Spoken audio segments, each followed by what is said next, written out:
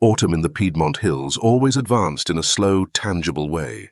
Vine leaves leaned downhill with the wind. Morning fog hovered just a few inches above the ground, only dispersing when the sun climbed higher.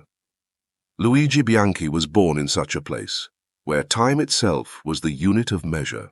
His family had run a small vineyard for generations. The kitchen and the wine cellar shared a wall, and the sound of water boiling for pasta often coincided on the same morning with the faint bubbles of fermentation in the barrels. In those early years, he was used to telling time by sunlight.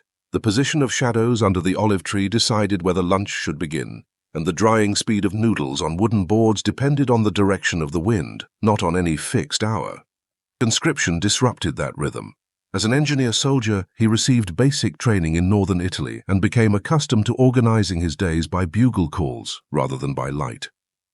After the 1943 armistice was announced, the army's structure quickly loosened. His unit was reorganized, and under the framework of the agreements was handed over to Allied control. On the official papers, this identity was called cooperative prisoner of war, neither a prisoner in the traditional sense nor truly a free laborer. He and the others in his group were put on a transport train heading to a safer rear area. The camps along the way were built from temporary wooden fences and canvas. Water from the ground often pooled all the way to the kitchen steps. Every 2 or 3 days, there was another transfer point, and time lost its markers in the continuity of movement. When he arrived in Texas, the dryness of the air made him realize that latitude and prevailing winds were now completely different. The Agricultural Labor Allocation Office, which was responsible for receiving them, did not send them to a central camp, but assigned them out to local farms that needed workers. He was sent to a farm at the very end of a country road, surrounded by spreading cotton fields and stacks of hay.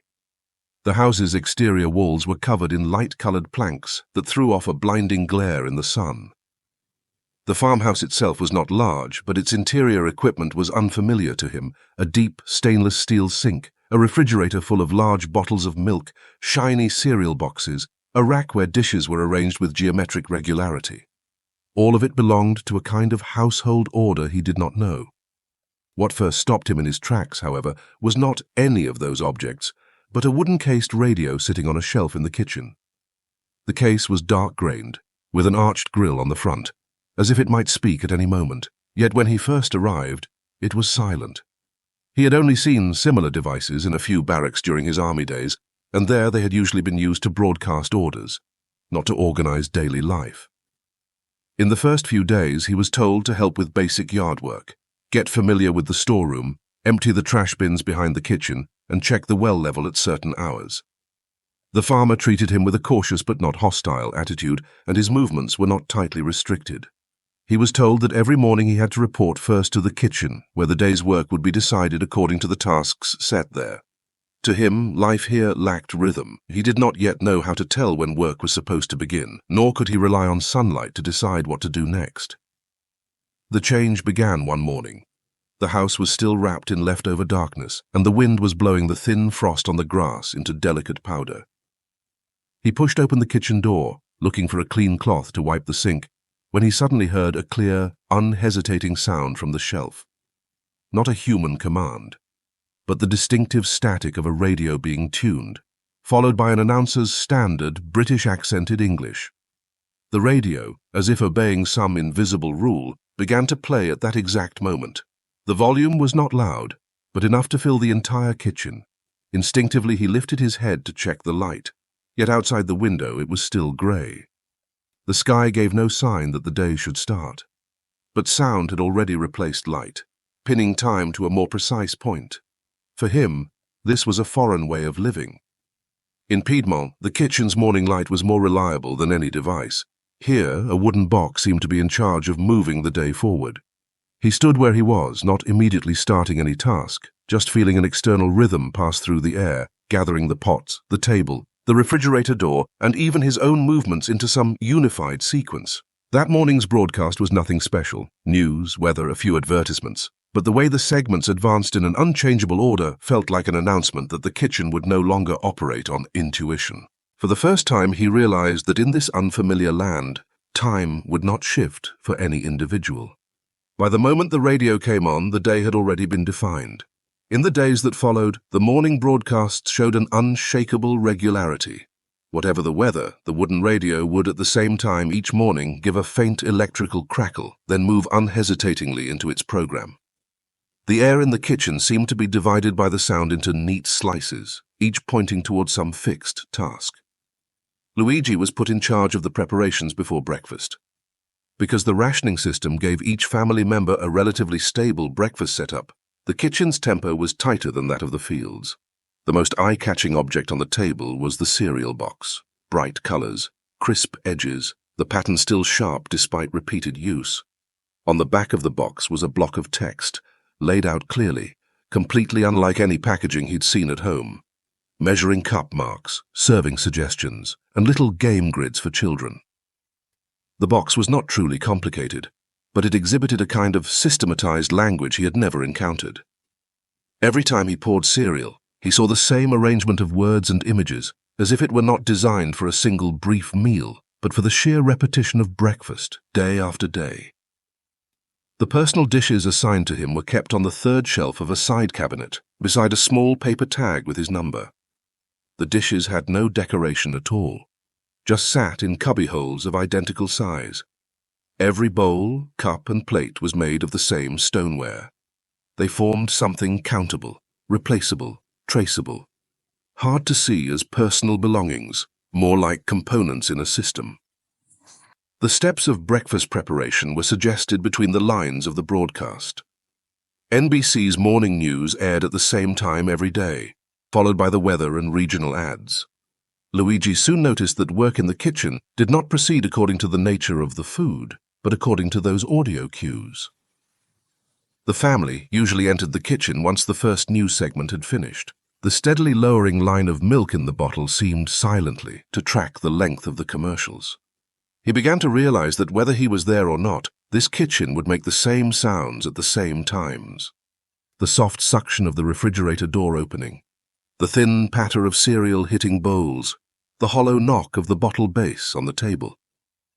These sounds seemed orchestrated by the broadcast rather than arranged by any of the people. It was completely different from the way he had learned to manage a kitchen in Piedmont. At home, the state of the dough, the shifts in flame, the slightest change in humidity could make the cook alter the pace at any moment. The kitchen was a place that had to breathe with the food. In Texas, this kitchen did not follow the food. It followed time markers. The radio imposed from outside a sequence that was not to be altered, as if no matter what changed in the ingredients, certain steps had to be completed at the same time every day. Sunday lunches made this order even more obvious. At a fixed hour each Sunday, the family and a few cooperative POWs gathered around the table. The layout never changed. Sliced bread on a wooden tray, canned vegetables poured into white-glazed bowls, sometimes a simple plate of pasta. Each dish seemed to appear in step with the Sunday programming on the radio. Luigi noticed that the Sunday noon broadcast had a structure different from weekdays, slower paced, but with equally clear segment boundaries. The movements at the table, passing dishes, filling glasses, cutting bread, all happened in the gaps between one segment and the next. For him, this was a new logic of time. Sitting at the side of the table, eating his allotted portion with his assigned dishes, he found he could barely tell when the meal had truly begun, nor predict just when it would end. He had no role in deciding any part of it. Even the speed at which he ate was pulled along by the invisible rhythm. He felt that he had been placed inside a structure that was neither rough nor overtly oppressive, yet steadily wore away his old instincts. He could not identify what exactly felt wrong, only that in this kitchen it was no longer people who drove the tempo, but people who kept the tempo from breaking. After a few weeks, he began to tell the lengths of different segments apart. When he heard a certain transition music, he knew he had only a few dozen seconds to return the cereal box to its place. When the commercials began to recycle certain phrases, he knew it was time to check the remaining milk. When the weather forecast was nearing its end, he knew the family would soon emerge from their bedrooms. He had never studied these rules, yet daily repetition forced him to absorb them. The rhythm did not feel deliberate. It simply existed steadily, making the kitchen's operation into a predictable system. Luigi's role in it was auxiliary. He had to submit to that system in order to complete his daily tasks. Gradually, he felt a light sense of dislocation. In Piedmont, he had used ingredients to determine time. Here, time determined everything. The radio's voice had no emotion, yet it created a kind of displacement inside him.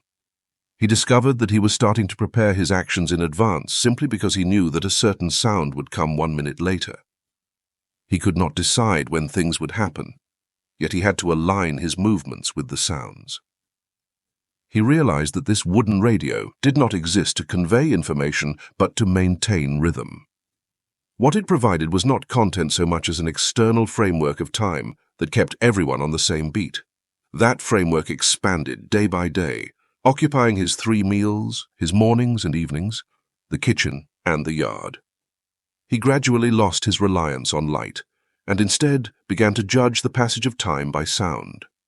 Even when the radio was silent at night, he would find himself in the dark, recalling those segments and trying to reconstruct their order in his mind. He had not yet realized that, although the rhythm made him uncomfortable, it was quietly reshaping his way of acting. He did not yet see that in his future career he would turn this rhythm into the foundation of a completely different system. That would take longer to emerge. For now, the broadcasts were only the first signal. As autumn moved into an even drier phase, the farm's crops showed different shades under the sun. But inside the kitchen, the rhythm remained unchanged. In this steady repetition, Luigi started to notice details he had missed before. The broadcasts were not arranged at random. They were like a frame wrapped around the day's operations, compressing family life into a set of predictable time slots. At first, he only followed the rhythm passively. But soon he realized that if he wanted to relieve the daily tension, he would have to find a way to gain some small degree of control within the structure. He started with the simplest observation. Every morning he arrived in the kitchen just before the radio came on, standing in front of the silent wooden box and waiting for the faint electric crackle. He tried to measure each segment: news, weather, ads, short family programs, and occasional promotional spots. Though he could not understand most of the words, he could hear the changes between segments. Ads often began with a jingle, news ended with a short time announcement. The weather always opened in a calmer tone, as if smoothing the kitchen's breathing. In his head, he estimated the length of each segment and matched it to specific tasks. Water for pasta took a few minutes to go from cold to boiling. He tried to let that time overlap with the end of the weather forecast. The oven's preheat time was more stable, so he lined it up with the commercials. Cutting vegetables took focus, so he chose to do it during the flatter, more even parts of the broadcast, to avoid being startled by sudden bursts of music. He did not deliberately change the kitchen workflow, only looked for the best place within the existing rhythm to fit each movement. The alignment gradually became natural. He no longer grew tense when the program changed. Instead, he used it to make his movements flow. When the ads came on, he knew it was time to scoop the pasta out to drain and let the steam rise for a few seconds. When the news resumed, he put the bowls back on the shelf, lined them up with the numbers, and checked the milk in the fridge for the next morning. He realized that the broadcast freed him from constantly deciding what to do next. The rhythm carried the kitchen forward on its own. The real shift came when he began to record the order of segments. One day he found a discarded piece of cardboard in the storeroom. The edges were creased, but the surface was still mostly flat. With a charcoal stub, he drew a rough timeline across it and placed the segments he could distinguish along the line. The lines were not precise, but each block had a clear boundary. He used different symbols for news, weather, ads, and short programs, then wrote the matching kitchen task next to each. He himself had not expected that, under the light, the cardboard would resemble a crude process chart. He propped it behind a cupboard door. The next morning he referred to it again as he adjusted his movements. The cardboard did not make him faster, but it cut down on hesitation. He began to set the kitchen's daily pulse according to the broadcast rather than let the broadcast command his feelings. His actions smoothed out with repetition, and the lines on the cardboard grew more complex. He added symbols, noted new segments, and grouped certain uncertain sounds under labels like short ad or Q-tone. No one in the kitchen noticed the change. His movements looked the same as before, only quieter, more continuous. At the same time, he began to look differently at the text on the back of the cereal boxes. At first, the box was just there, because it appeared on the table every morning. But over time, he realized that the instructions followed a fixed structure. The back of the box divided information into zones, serving suggestions on the left, game grids on the right, the brand slogan below. The layout never changed. Whatever the season, the arrangement of language stayed the same. He started comparing English letters with Italian ones, copying words made of similar shapes onto the back of the cardboard. The brand name on the box appeared dozens of times. Finally, he could recognize it without relying on the logo. For the first time, he understood that a brand was not just a name, but a way of appearing. When a brand appeared often enough and in a consistent structure, it stopped being just packaging and became a predictable presence. The radio ads reinforced that feeling. Some phrases in the commercials were repeated again and again, their intonation fixed, their rhythm simple. Even without understanding their full meaning, he felt that the way the words were arranged followed rules like the layout on the box. He noticed that certain words recurred across segments, often tied to food, home, or time. Ads created a sense of stability inside the broadcast, mirroring the stable routines of the kitchen. One night, sitting at the small table in the dormitory, he copied the cereal box layout onto the cardboard, trying to understand why it was arranged that way. The lines were straighter now, the boxes more defined. He mimicked the format, writing action steps inside the squares and item names as headings. From the cereal box, he was learning the structure of language, and at the same time, without intending to, he was learning how information could be organized. Broadcast and box together produced an underlying logic. If information is repeated in a fixed form, it can become part of daily life. He began to bring that logic back into the kitchen. The big milk bottles in the refrigerator always occupied the same position. He tried to arrange other ingredients just as consistently. He lined up pasta, canned goods, and spices according to size, forming easy-to-read sequences. He did not change the overall layout of the kitchen, but he made the way each item appeared more systematic, as if the whole kitchen was slowly turning into a model that could be copied elsewhere. As autumn slid toward winter, the farm became busier. He was reassigned to help in the warehouse, but still returned to the kitchen morning and night. In the warehouse, he encountered another rhythmic system. Sacks from the trucks stacked by weight and type. Labels uniform, piles neat. Each sack had a number and a date, like a blown-up cereal box. The sequences formed by the markings reminded him of the time slices in the kitchen. Whether food or news, everything seemed driven by some external logic that kept the space functioning. One overcast evening, he came back to the kitchen just as the radio was entering its evening programs. The lights inside had not yet been fully switched on, and the air held that heavy taste it has just before the temperature drops. He spread the cardboard on the table, intending to write down new segment orders, and abruptly realized what it was he had been imitating.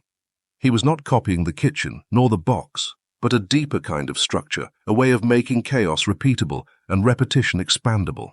The realization did not strike sharply. It was more like a subtle ripple on water. He did not draw conclusions right away, but the lines on the cardboard pointed more clearly than any words at a trend. He was shifting from adapting to the broadcast's rhythm to using the broadcast's rhythm. The change did not happen in a single moment, but slowly emerged through repetition. He noticed that in different situations he was using time slices as his internal unit of measure. When carrying sacks in the warehouse, he estimated how many trips he could make before the next segment began. When laying tools out to dry, he arranged them according to the cereal box's layout. When washing dishes, he tried to finish a certain number of plates before a particular segment ended. These small, seemingly trivial behaviors accumulated. They made him ever more efficient in the kitchen, but also pulled him further from his original instincts. The intuition he had grown up with, reading the light, reading the ingredients, no longer gave him enough to act on here. In its place was a stable structure drawn from the radio, allowing him to keep his clarity even in the most disordered conditions. One night, lying on the hard bed in the dormitory, listening to the wind move along the roof, he suddenly thought of the kitchen back in Piedmont, where dough always rose according to how it felt in the hand, not according to precise minutes. In that world, he had never imagined anyone scheduling cooking steps around a radio, nor imagined himself becoming used to such a thing. Now, in the dark, he could replay the sequence of segments in his mind like an invisible mechanism of time. Unconsciously, he had broken his day into fixed pieces and compressed the disorder of life into a pattern he could repeat. He did not know where he might carry this pattern in the future or how it would alter his life. He only knew that he could no longer fully return to the old, intuitive way of living. No one ordered him to live like this. It was an influence that came from the steady presence of the broadcasts, drawing him toward a new structure. As winter approached, the farm schedule shifted slightly with the weather, but the radio's kitchen rhythm stayed the same. Luigi could now predict the next segment before hearing the intro. This familiarity did not come from language, but from the memory of structure built over months. He moved between kitchen and warehouse using the same rhythm to divide his actions. Days advanced in a quiet yet definite way, without big swings, until the course of the war began to change in the distance. One day early in 1944, the radio broadcast more updates from the European front, the tone a little more urgent than usual. The farmer listened more closely to the news, and the work routine in the kitchen shifted slightly. Luigi never fully understood the content of the reports, but he could sense a new energy under the rhythm. The broadcast was no longer just a framework of time. It began to point toward directions. Whenever war news came on, he would pause in his work and try to read the future from the announcer's voice. Not long after, the office managing cooperative POWs sent notices to the farms. If the front continued to advance, some prisoners might be returned to Europe in the spring of the following year. He was told this after finishing his evening chores. In that moment, he thought he would feel the smells of home flooding back. The olive trees, the damp wooden stairways, the wind in the vines. He had left many small wishes unfulfilled in Piedmont. A kitchen he wanted to remodel, a wall in the yard that needed repair, and his stubborn devotion to handmade pasta. He had always believed he was only passing through here and would eventually return to complete those things in his own way. That imagination took on clearer form in the weeks that followed. Every time he heard the first morning broadcast, he would briefly picture what rhythm he might be waking to in Piedmont at that same moment. He even sketched a rough layout of a future kitchen back home on the cardboard, as if the only thing missing were the date. He remained convinced that the intuition he had for Italian cooking would be enough to let him open a small restaurant after the war, a place where the rhythm would not depend on radio or any external structure. But as springtime news continued to arrive, that vision began to crack. During routine inspections, the supply office mentioned the strain on transport and food supplies and the damage to infrastructure, all of which might delay repatriation by months. In the warehouse, he saw dozens of stock reports from different regions. The numbers spoke more clearly than any language: shortages in fuel, fewer ships, compressed transport lines. The once clear route home grew blurred behind those figures. He realized that not everyone would be able to return to their original starting points immediately after the war. Meanwhile, his responsibilities on the farm grew. Because he worked so consistently in the kitchen, the farmer began trusting him with tasks that required higher reliability: tracking refrigerator supplies, scheduling cereal orders, counting dish replacements, rotating warehouse stock. These jobs weren't technically difficult, but they required patience and had to be done under the same steady rhythm. His movements and the radio's rhythm were now so tightly synchronized that even he did not fully notice the degree of change. One evening, cleaning the kitchen while the radio played a program for housewives about maintaining balanced meals with limited ingredients, he felt the order in the voice wrap the whole room in a kind of unquestionable structure.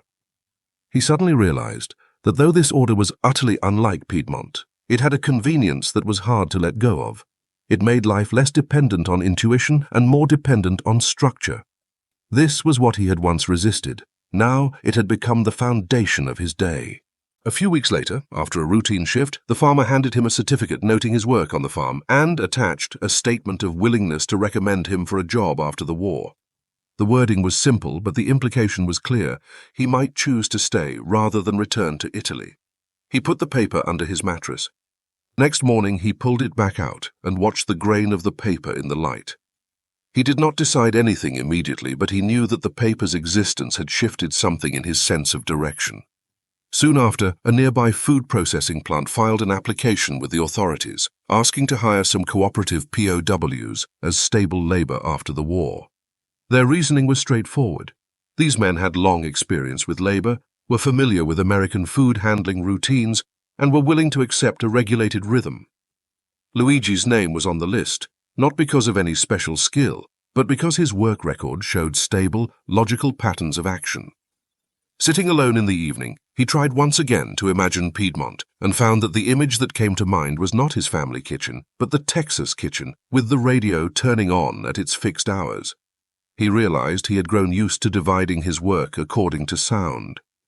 In his old kitchen, he would have to revert entirely to intuition. Here, minutes were sharply divided. There, minutes depended on feel. He found he could no longer live purely by feel. The war was still not over, but his original goal had already quietly loosened. He could no longer say with certainty that going home was his only path. His movements in the kitchen, the lines on the cardboard, everything seemed to point toward another road, one that needed structure more than intuition. The real turning point did not come from any order, but from his awareness of his own change. He saw that he could no longer detach himself from this rhythm, and the place where that rhythm existed was not Piedmont. For the first time, he understood that returning home might not restore his original self, whereas staying might allow him to fully inhabit the new order he had acquired. That order was steadily advancing, like the first signal of the radio that came on every morning without fail. Spring wind slipped through the farm's wire fences, carrying warmer air. Luigi's movements in the kitchen now fell into the appointed slots without conscious thought. He no longer needed the cardboard. Even in moments of silence, he could tell which segment should come next. The rhythm of the kitchen had sunk into his muscles, allowing him to navigate the continuous flow almost without thinking. Changes in labor needs after the war began to expose him to more tasks related to food processing. He was sent to a storage house in town to help organize inventory, where the arrangement of goods followed an even stricter logic. Towers of canned goods, flour stacked by weight, date labels lined up like punctuation marks on the corners of boxes.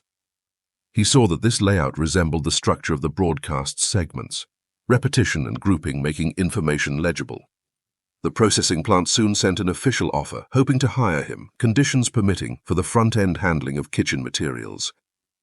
When he entered the plant for the first time, the air had the texture of flour. The rhythm of the machine sounded like an enlarged version of the broadcast, each bite of the gears defining the next action. Standing beside the machinery, watching the spacing and speed of the conveyor belts, he realized this was another kind of kitchen, simply scaled up, formalized and expandable. He noticed how the workers' actions were fixed by the rhythm of the machines. Loading raw ingredients, cutting, packaging, all were organized into stable minutes. Any deviation would interrupt the entire line. It matched the kitchen rhythm he had experienced on the farm and was even clearer. Broadcast structure seemed to have been reproduced in steel and belts, turned into a visible frame of time. In this setting, his body responded faster than words. He could tell a few seconds before a machine came on which process would follow.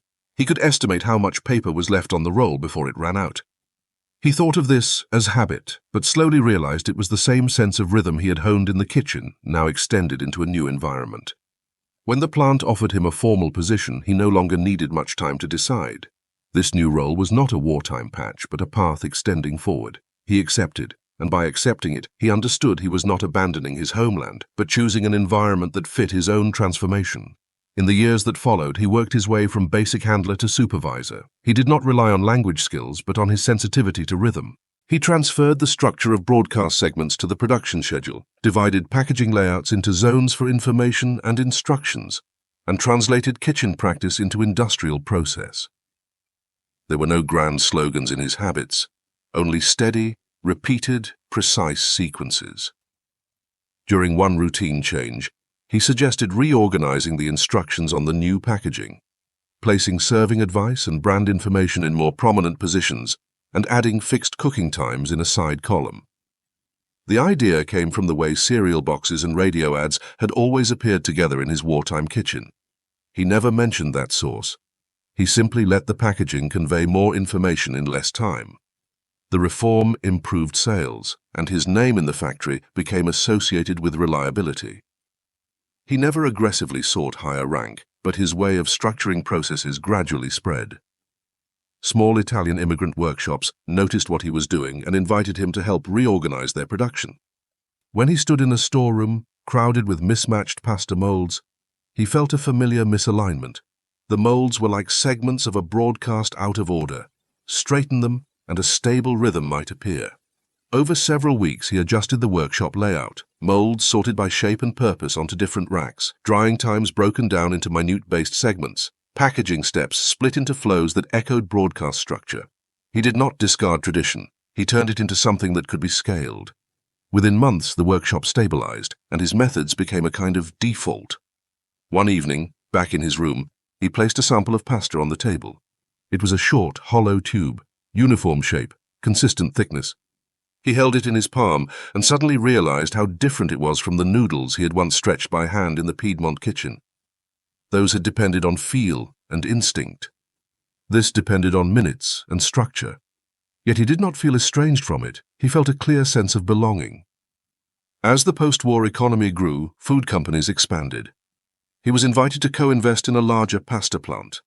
The line was longer, the machine's rhythm more compressed, and he was responsible for integrating the actions of different sections into a coherent structure. He applied the sequence of broadcast segments, opening, content, transition, closing, to the production line, treating each section as a segment of information, each movement as a line in the script. The entire line became a kind of all-day broadcast that needed only to be held in continuous operation. By then he no longer drew on cardboard, but he spread the order he had once discovered on cardboard across a much wider field. He was no longer merely an extra pair of hands in a kitchen. He was providing stable food rhythms for hundreds of families. He realized he had shifted from someone who relied on rhythm to someone who created rhythm. Years later, standing in the middle of an even larger plant, he watched the machines steadily form, cut, dry, and package the pasta. The air smelled of flour dust. The machine's beat echoed almost exactly the old rhythm of radio ad segments. In the metal clatter, he heard a familiar kind of static, like that first moment long ago when the wooden-cased radio in the kitchen crackled to life at dawn. When the local newspaper reported on the expansion of his business, it used a striking phrase: "The man who wrote the rhythm of radio into pasta." It was not an exaggeration. It was an accurate description of his path. What he had learned in that wartime kitchen was not recipes, not skills, but a structure of time, one that made actions continuous, food reproducible, and life stable. He never did return to the family home in Piedmont. The land still had its vines, its drying racks for noodles, its damp winter fog. But it no longer contained the rhythm he had acquired here. He did not regret it. The intuition he had lost had been replaced by a different order, one with more power. On night rounds in the factory, he would sometimes stop and close his eyes, listening for the beat in the air. The gears turning, the belts moving, the blades lifting and falling. Together they formed a silent broadcast. This broadcast needed no wooden box, no words, yet it defined time even more clearly. Once, in a wartime kitchen, he had lost his grip on rhythm. Now he set the rhythm for countless family dinners. He had never truly owned time, but he had learned how to make it into a tool he could use,